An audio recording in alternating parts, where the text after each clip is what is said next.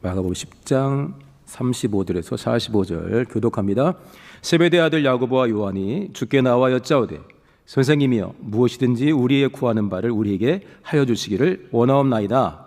이르시되 너희에게 무엇을 하여 주기를 원하느냐.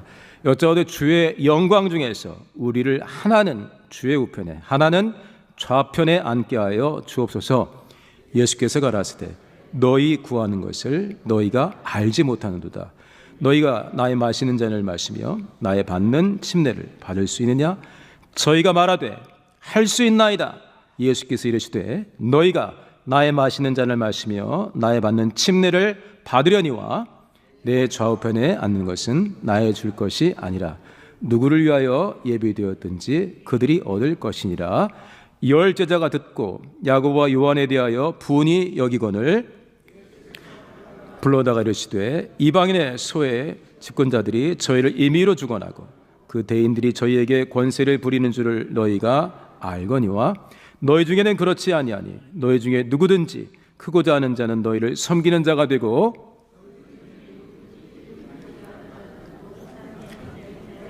45절 같이 인자에 온 것은 섬김을 받으려 함이 아니라 도리어 섬기려 하고 자기 목숨을 많은 사람의 대속물로 주려 함이니라. 아멘. 할렐루야. 하나님의 말씀을 읽고 상고할 수 있고 순종할 수 있다는 것이 얼마나 감사합니까? 작년 11월에는 제가 낮게라는 제목으로 이렇게 설교를 준비했었습니다. 근데 1년이 지났고 우리가 이 주제에 있어서 더 성장했을 거라는 것을 생각했기 때문에 그리고 앞으로의 기도 제목으로 더 낮게 이게 우리 11월에 포스터를 보게 되면은 빛과 소금이 되어서 이웃을 섬긴다 할 때 어떤 자세로 낮춰서 어떻게 이웃을 나보다 낮게 여기며 이렇게 표현이 되기 때문에 제가 주제로 골랐습니다. 마가복음 10장을 고르면서 잠깐 고민을 했습니다. 워낙 자주 성도님들이 귀에 익숙히 들었던 본문이기 때문에 다른 걸로 고를까 하다가 일단은 이 주제와 맞춰서 제가 골랐습니다. 세베대의 아들들 야고보와 요한이죠. 마태복음에는 조금 더 다르게 표현했는데 어머니가 아들들을 데리고 예수께 와서 청합니다. 당시의 나라에서 우리 아들을 하나는 우편에 하나는 좌편에 두게 해달라고. 그러니까 예수께서 누가 앉을지는 모르겠는데 그러나 조건이 있다. 내가 받는 잔을 마시며 내가 받는 침례를 받을 수 있겠느냐. 그러니까 할 수 있습니다 했어요. 그러니까 부모님의 욕심만 있는 게 아니라 자주 하나님 나라의 영광에 대해서 이 가족들이 이야기를 많이 했나 봐요. 가정 예배의 주제였는지는 모르겠지만 그러니까 사실 아무 생각 없는데 엄마가 오라고 해서 왔어요 이렇게 한 게 아니고 청년들이잖아요. 오늘 우리가 청년 주간 예배를 하는데 야고보와 요한 이 당시 청년들입니다. 어머니가 데리고 왔어요 예수께. 그러니까 예수께서 말씀을 하시죠. 누가 되었든지 아버지가 예비한 사람들이 하게 될 것이다. 그러나 조건은 있다. 근데 제자들이 이걸 들었어요. 봤다기보다는 들었다 이렇게 표현했어요. 마태복음도 똑같습니다. 이걸 나중에 듣고 나중에 말은 없습니다. 그래서 따로 만나서 이렇게 한 건지 12이 같이 막 복잡하게 지금 오늘 어떤 일을 할지 이번 주에 무슨 사역을 할지를 논의하는데 불쑥 셋이 와가지고 다 보는 데서 청했는지 지금이라면 우리가 그렇게 할 것 같지 않죠? 따로 티타임을 한다든지 선물을 가져와 가지고 했을 것 같은데 이때도 아마 조금 떨어진 자리든지 나머지 9이 모르는 상황에서 데리고 왔을 것 같긴 한데 멸이 어쨌든 그렇게 하니까 제 아들이 분이 여겼다고 그랬습니다. 역시 야고보와 요한은 평상시에 보던 게 있는데 역시 사모하는 게 다르구나 하는 게 아니라 분이 여겼어요. 왜 분이 여겼을까요? 나도 너만 잘났냐?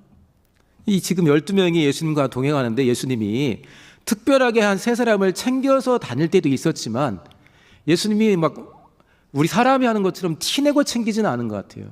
그러니까 이 둘이 베드로 빼고 야고보와 요한 이 셋, 베드로 합하면 야고보와 요한과 베드로를 특별하게 챙겼는데 이 둘이 와서 뭔가를 요청했으면 그래 쟤네 둘은 뭐 베드로가 근데 빠졌네. 쟤들이 한 뭐 1, 2, 3등 안에 들겠지 한 게 아니라 예수님은 그 편하지 않게 각 사람을 그 귀하게 쓰시지 않았습니까?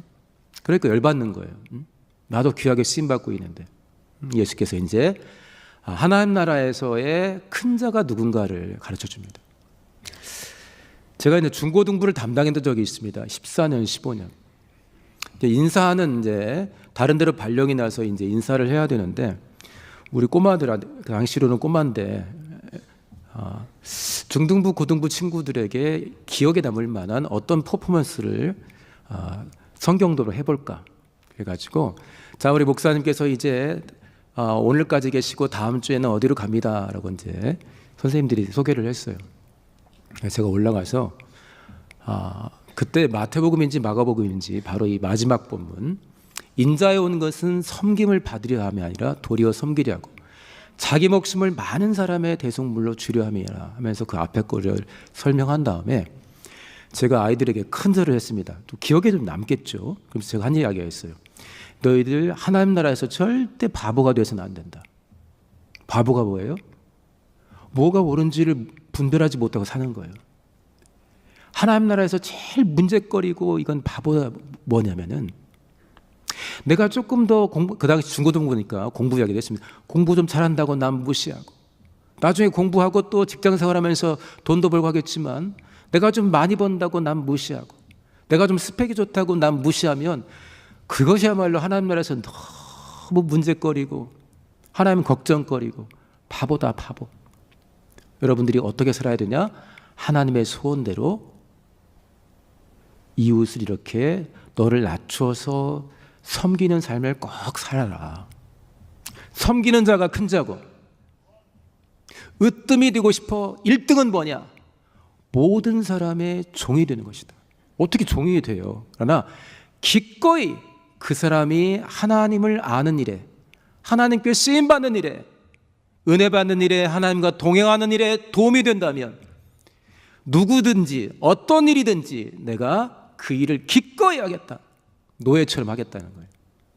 그 사람이 제일 큰 자다 이랬어요. 그럼 다시 말하면 표현을 바꿔보면은 내 앞에 있는 사람을 참으로 하나님의 눈과 마음으로 귀하게 여기고 그의 필요를 내가 기꺼이 채울 마음에 있는 자들이 큰 자다. 할렐루야.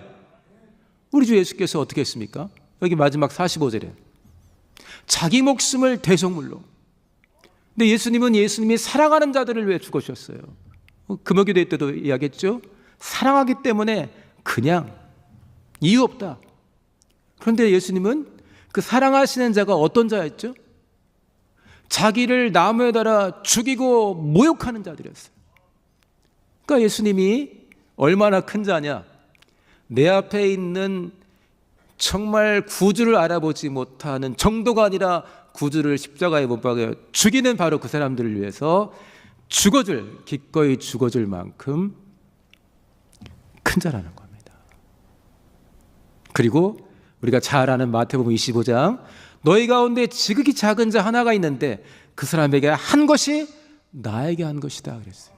다시 말하면 예수님의 눈에는 예수님 공생의 기간 동안에 만나는 사람 하나하나가 자기만큼 소중하게 보였다는 것이고 그거를 삶으로 정말 엉겹게래가 아니라 공생의 기간 동안 때로는 겟세마네에서 그렇게 간절히 기도하시면서 그렇게 사랑을 표현해 냈습니다. 이것을 우리에게 그대로 공개해 주셨고 우리에게는 이 짧은 이 땅에서 누가 잘 먹고 잘 살고 누가 큰 자냐 이방인들의 집권자가 하는 거 봤지? 저리가 이리가 이리와 저리와 스펙 가지고 위아래 나누고 하지만 하나님 나라에서는 절대 그렇지 않다. 하나님 나라에서 가장 큰 스펙은 뭐냐? 네가 지금 네 옆에 있는 네 주변에 있는 일상에서 만나는 사람을 얼마만큼 귀하게 보고 실제로 너를 낮추어서 그 사람을 섬기고 있느냐가 최고의 스펙이다라고 가르쳐 주신 것입니다. 할렐루야. 우리 성도님들 하나님 나라의 걱정거리가 아니라 하나님 나라의 자랑거리 하나님 보시기에 영향력이 선한 영향력이 날마다 커지는 복된 사람으로 살아가시기를 예수님으로 축원합니다. 직분을 맡게 됩니다. 섬기다 보면은 집사라는 명칭이 있죠. 다분 그 근원에 올라가게 되면은 섬기다 시중들다라는 단어에서 시작됐어요. 남들을 돕고 섬기다 보니까 공동체에서 보고 그렇게 쭉 해주세요. 그게 직분이에요. 안수집사, 집사, 장로, 권사, 무슨 장, 운영위원장, 총무 쭉 그렇게 섬기세요. 그렇게 섬기면서 당신이 우리 가운데는 비웃음 받을지 몰라도 하나님 나라에서는 큰 자가 되세요 라고 축복 가운데 주는 게 섬기는 직분입니다. 우리 모두가 하나님의 은혜 가운데 섬기시고 직분을 사모하시기를 예수님을 축원합니다. 어떤 분이 그랬어요. 자기는 섬기는 삶을 좋아하고 돈 좀 있는 분인데 뭔가 기회가 될 때마다 이렇게 기부를 많이 했대요. 그러니까 알려지다 보니까 나는 정말 선의를 갖고 했는데 욕하는 사람들이 막 생긴다는 거예요. 이제 알려지다 보니까. 근데 그분이 작정을 했대요.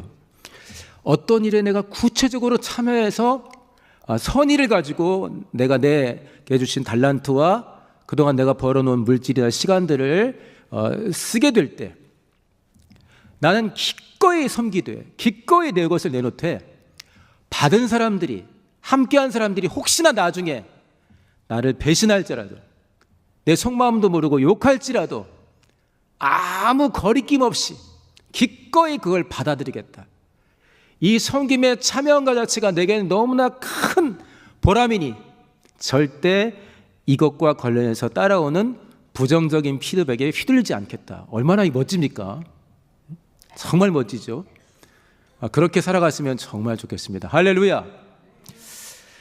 청년 주간 예배가 오늘 11시에 있습니다. 대한민국에서 9월에 셋째 토요일이 청년의 날입니다. 그래서 작년부터 우리 교회도 청년들을 좀 특별하게 돌아보는 날이 있었으면 좋겠다. 어떻게 돌아보는 게 가장 좋을까? 청년들을 위해 기도도 해주겠지만 이들과 함께 예배하고 이들이 예배 가운데 성도들에게 은혜 끼치는 모습을 보면서 축복하는 시간이 있었으면 좋겠다. 그래서 9월의 셋째 토요일인데 이제 이 대학 청년부나 청장년부의 스케줄하고도 맞아야 되기 때문에 작년에는 10월의 첫째 주에 했고요. 금년에는 11월 첫째 주 오늘 하게 됩니다. 하나님께서 우리에게 하나님의 아들의 성육신 기간 동안에 보여주신 하나님 나라에서 큰 자 되고 으뜸되는 삶의 비결에 대해서 가르쳐 주셨습니다. 제가 중고등부에게 큰절하면서 이 내용을 알려줬는데 우리 모든 성도님들의 생애 목표가 되시기를 예수님을 축원합니다. 그리고 사실 우리 오늘 좀 청년들을 향해서는 굉장히 귀한 날인데 우리 공동체의 청년들이 우리 집에 있는 청년이 우리 친척 중에 있는 청년이 이런 꿈을 꾸게 되기를 예수님을 축원합니다. 할렐루야.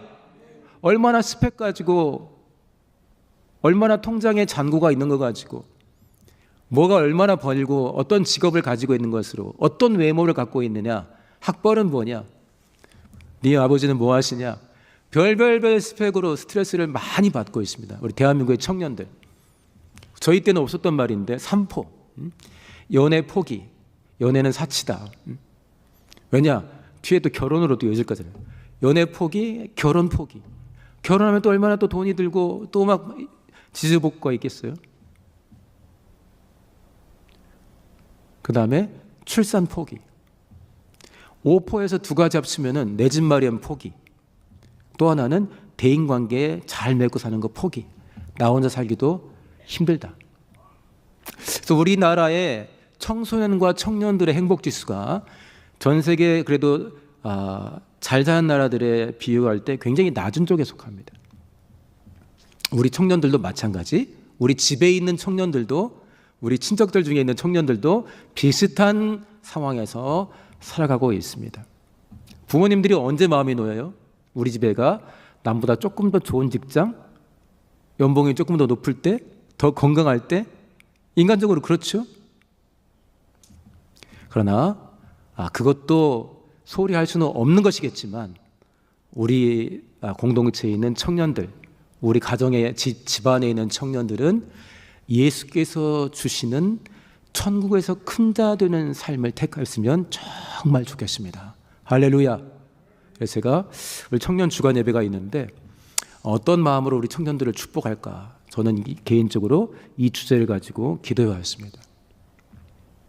자, 히브리서 12장 1절, 2절, 3절만 한번 보겠습니다.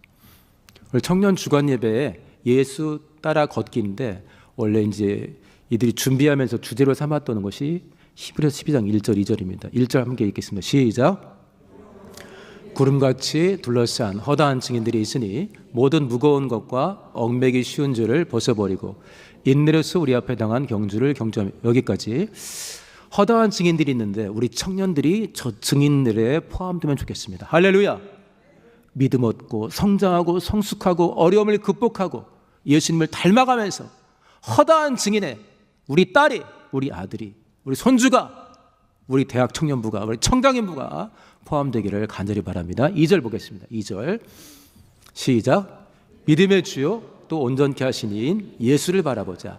저는 그 앞에 있는 즐거움을 위하여 십자가를 참으사 부끄러움을 개의치 아니하시더니 하나님 보좌 우편에 앉으셨느냐. 자, 예수를 닮아가야 돼요. 이들의 주제 자체가 예수 따라 걷기예요. 예수님은 그 앞에 있는 즐거움을 위해 매 순간이 즐겁지만 하나님이 예비하신 공생애를 마치고 보좌에 오르실 때 예비하신 그 즐거움을 위하여 뭘 참았어요? 조금만 더 놀아야지 참는 게 아니라 십자가를 참고 부끄러움을 개의치 않았습니다. 얼마나 많은 사람들에게 거역당하고 모욕당하고 창에 찔리기까지 했습니까? 근데 우리 청년들이 주제로 삼은 말씀이 히브리서 12장 1절 2절이에요. 믿음의 주요 온전케 하시니. 우리 성도님들 성경 공부를 하시니까 아시죠? 믿음의 주요 온전케 하시니 이게 무슨 말이죠? 내게 믿음의 시작이 되시고 내 인생의 믿음의 완성이 되신단 말이에요. 믿음의 주요 온전케 하시니 예수를 바라보자. 이들이 택한 본문인데 이렇게 이들이 살아갔으면 정말 좋겠습니다. 청년들을 축복하고 많이 격려해야 될 텐데 누가복음에 보게 되면은 마리아가 어떻게 잉태하게 될 것이라는 천사의 수태고지, 당신이 잉태하게 될 것이다 듣는 장면이 나옵니다. 우리 성도님 너무 잘 아시기 때문에 언급 안 하겠습니다. 그 전에 마리아의 집안에 누가 또 본래 아이를 가질 수 없다, 오래오래 아이를 갖고 싶었지만 결국은 아이를 가질 수 없어서 이 사람은 충만한 사람이고 남편은 제사장이지만 그러나 아이를 못 갖네. 그러면 죄는 아닌 거 아니야? 그러니까 본래 아이를 못 갖는다고 평가를 해놨어요. 사가랴와 엘리사벳이 아이를 못 갖는데 나타났습니다. 아이가 있을 것이다. 어떻게 해요? 했는데 천사의 음성이 있었죠. 그래서 아이를 가졌습니까? 못 가졌습니까? 가졌어요. 엘리사벳이 임신 6개월이 됐을 때 너무 큰 기쁨이지만 숨어 있었습니다. 그 나이에 아이를 배에 불러오는 걸 보여주는 게 좀 창피했던 것 같아요. 마리아가 수태고지를 듣고 엘리사벳에게 갑니다. 나사렛에 있는 마리아가 유대 산지 예루살렘에 있는 제사장이니까 거기 있었을 거예요. 예루살렘까지 가려면 지금 그 직선거리로 서울에서 대전까지 거리입니다. 약 140km. 잘 사는 집이라 말 타고 가거나 나귀 타고 간 게 아닌 걸로 알고 있는데 가서 이야기를 했겠죠. 다양한 전후 사정을 이야기했을 것입니다. 3개월 동안 같이 있었으니까. 근데 저는 엘리사벳의 태도를 한번 보고자 합니다. 나중에 찾아보세요. 마리아가 문안을 합니다. 그러니까 내 주의 모친이 여기 왔다면서 막 반가워하죠. 당신이 네가 문안할 때 내 뱃속에 있는 아기도 막 좋아하더라. 그래서 엘리사벳이 성령의 충만을 입어 마리아에게 이야기합니다. 마리아 이야기하는데 그 본문만 제가 잠깐 그 부분을 읽어드리겠습니다. 암기했다가 까먹었어요. 1장 자 보라 내 문안하는 소리가 내 귀에 들릴 때 아이가 내 복중에서 기쁨으로 뛰돌았더라. 그리고 41절에는 성령의 충만을 받았다 되어 있는데 45절 믿은 여자에게 복이 있도다. 주께서 그에게 하신 말씀이 반드시 이루리라. 짧게 되어 있지만 저에게 이런 일이 있었겠죠. 믿은 여자에게 복이 있도다. 주의 계집종이니 말씀대로 내게 이루어지사이다. 아직 사내를 알지 못하는데 하나님의 능력이 너를 덮으면 불가능한 일이 없다. 말씀대로 내게 이루어지사이다. 제가 이제 설교 노트를 쓰면서 이대로는 완전 노답이다. 우리 가끔 간증할 때 보잖아요. 집안에서 예수를 처음 믿게 되신 분들이 간증하면은 너 예수 믿는 건 좋은데 어떻게 믿지 말라고 그러죠? 너무 지나치게 믿지 말아라. 너무 심하게는 믿지 말아라. 그런 소리 많이 들었잖아요. 마리아가 이때 한 초경이 지났겠죠. 임신했으니까. 어쨌든 15세, 16세 이렇게 추가하는 이론들이 많습니다. 정혼을 했지만 아직 결혼을 안 했는데 임신을 했다고 찾아왔는데 이거 완전 노답 아닙니까? 제가 그랬어요. 노답이다. 노답. 주목하고 싶은 건 겁니다. 우리 오늘 장로님께서 대표기도 할 때 청년들을 위해서 굉장히 축복해 주셨어요. 청년의 때 하나님의 은사로 충만하고 성령으로 충만하게 해달라고. 할렐루야. 이 청년만 충만하면 뭐합니까? 청년 때는 순수해요. 제가 대학부 때 수련회 끝날 꼭 밤새 기도하는 시간이 있었는데 그 끝날 쯤에 꼭 인도하시는 분이 헌신할 사람들 일어나세요 하면은 다 일어나 버려. 그런데 또 그 다음 주에 시험 든 애들도 있긴 있죠. 순수하니까 거칠 게 없어.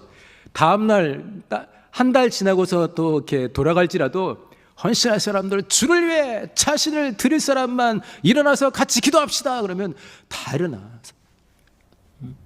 근데 딱 뒤에서 보다가 아유 저것들이 믿음도 없으면서 이렇게 할 수도 있고. 근데 엘리사벳은 어땠습니까? 성령의 충만을 입어 믿은 여자에게 복이 있다. 믿은 대로 될 것이다. 제가 애를 갖는다는데요. 이 미친 소리 아니겠습니까? 노답 아니에요. 노답. 갈라디아서 5장 17절 나중에 한번 찾아보세요. 육체의 소욕은 성령을 거스립니다. 성령의 소욕은 뭘 거스립니까? 육체를 거스립니다. 둘이 원수가 된다고 해요. 대적한다고 되어 있어요. 그래서 육체가 원하는 것도 안 되고 성령이 원하는 것도 안 된다고 써 있는 거예요. 그러면서 성령의 인도를 받으라. 갈라디아서요. 청년이 성령 충만할 때, 성령 충만한 장년이 있고 노년들이 있을 때 똑같이 할렐루야가 되는 겁니다. 성령 충만한 장년이 또 교회의 미래를 위해서 기도하며 다음 세대를 이끌 때, 그 다음에 성령 충만한 청년들은 저것이 꼰대 역할이 아니라 하나님이 저에게 주셨고 어젯밤 나에게도 주신 말씀이라는 걸 분별하면서 할렐루야를 할 수 있는 겁니다. 할렐루야. 청년한 충만한 성령 충만한 장년들이 있을 때 아직 여러 가지로 미약한 아직 경험이 미숙한 청년들 장년들이 도움을 받고 또 성령 충만한 청년들이 모임 가운데서 움직일 때 와, 너는 어쩌면 그렇게 하면서 모임 전체에 거룩한 영향력을 끼칠 수가 있는 겁니다. 그런데 청년도 충만, 장년과 노년도 충만, 그러면은 시너지 효과가 막 나겠죠. 할렐루야. 우리 공동체에 사역자들도 충만하고 직분자들도 충만하고 안수님들, 장로님들, 권사님들도 충만하고 대학 청년들도 충만하고 어린 청소년들도 충만하게 삶 속에서 보여지고 경험한 하나님의 분량은 다르겠지만 자신을 낮추고 남을 낮게 여기고 사랑하고 섬기고 살려내려는 그 삶의 자세가 더 우리 가운데서 풍성해질 거라고 생각합니다. 할렐루야. 그러나 청년들은 아까 제가 수능 기도에 광고를 했지만은 한 문제 더 틀려가지고 원하는 대학 못 가면 내가 막 죽을 것 같이 막 고생하잖아요. 부모님은 안타깝긴 하지만 인생에 다양한 길이 있다는 걸 알기 때문에, 특히 이제 노년일수록 그렇죠. 더 충격받는 건 엄마 아빠가 충격받는데 할아버지 할머니들은 조금 덜 충격받아요. 벌써 이제 인생에 다양한 길이 열린다는 걸 할아버지 할머니들은 경험으로 알고 있어요. 증조 할아버지가 살아있으면 뭐 더 하겠죠. 이리 와 해가지고 따닥따닥 해주게 하겠을 텐데, 청년들은 청년의 때 청년들만이 공감할 수 있는 고통을 겪습니다. 오죽하면 교회가 그렇게 많은 대한민국, 유럽에서도 여행 와가지고 이렇게 좋은 나라가 어디 있냐 하는데 우리 청년들의 눈에는 헬 조선으로 보이는 시대를 살아가고 있습니다. 이게 얼마나 고달픈 일이 많이 있겠어요. 이때 잘 견뎌내되 하나님께 나아가 전심으로 기도하며 견뎌낼 수 있다면 얼마나 감사할지. 예. 이따가 그 청년 주간 예배 때 성가대가 특별히 구성이 되어 있는데요. 항해제라는 노래를 그 두 곡 중에 한 곡으로 같이 부릅니다. 섞어서 부르는데, 이게 이제 김정성 목사님이랑 그 팀 빛과 시와 그림이라는 찬양팀이 2001년에 발표한 곡이에요. 그러니까 이 김정성 목사님도 청년 때입니다. 둘이 한 팀인데, 이분들이 IMF 때 호기롭게 직장 때려치우고 헌신한다고 나왔는데 어디서 쓰임을 못 받는 거예요. 가장 친한 지원자마저도 니들은 안 되겠다 그랬다는 거예요.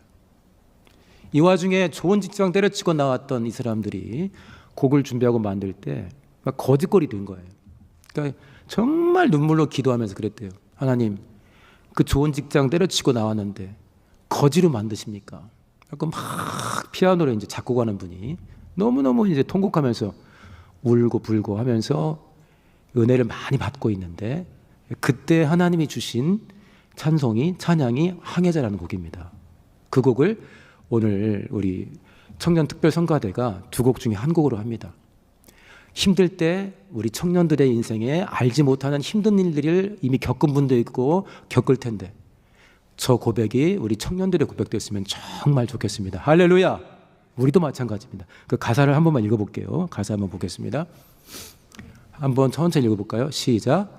나 비로소 이제, 자 보세요. 내가 남이 아니에요. 내가 많은 어려움을 겪었지만 은혜 받고 드디어 결단하고 가는 거예요. 비로소 이제 깊고 넓은 바다 간다. 시작. 두려움에 떨고 있는 내 손을 주님은 결코 놓치지 않으셨다. 이것이 우리 청년들의 고백됐으면 좋겠습니다. 그 다음에 시작. 나 비로소 이제 폭풍우를 뚫고 간다. 비바람에 흔들리는 나약한 나를 잡아주시는 그분은 남의 주님이 아니라 바로 나의 주님. 할렐루야. 그 다음에 자 거기를 보시죠. 시작. 주 나를 놓지 마소서. 이 깊고 넓은 바다의 홀로 내 삶의 항해의 끝이 되시는 주님이시여. 난 의지합니다. 날 포기하지 마소서. 나 잠시 나를 의지하다. 이게 무슨 말이에요? 내가 지금 너무 연약해서 지금은 내가 하고 싶은 대로 살아야겠습니다라고 할지라도 말이에요. 나 잠시 내가 하나님이 아닌 나를 의지하여도. 그 다음 맨 마지막 시작. 내 삶의 항해의 방향을 잡아 주시옵소서. 할렐루야. 기도하겠습니다. 기도할 때 하나님이 직접 육체를 입고 오셔서 정말 감당할 수 없는 놀라운 사랑의 열심과 은혜로 우리에게 천국에서 큰 자가 어떤 자인가를 말씀해 주셨습니다. 더 낮춰서 섬기는 자, 모든 사람의 종이 될 수 있는 자, 이것이 최고의 행복이다. 이것이 우리 공동체 모두의 기도의 제목이요 간증이 되게 하시고 삶의 목표가 되게 하시고, 특별히 청년주간 예배를 인도하는 우리 청년들의 기도의 제목이요 삶의 목표가 되게 하라고 우리 주여 한번 하시고 동성으로 기도합니다. 주여.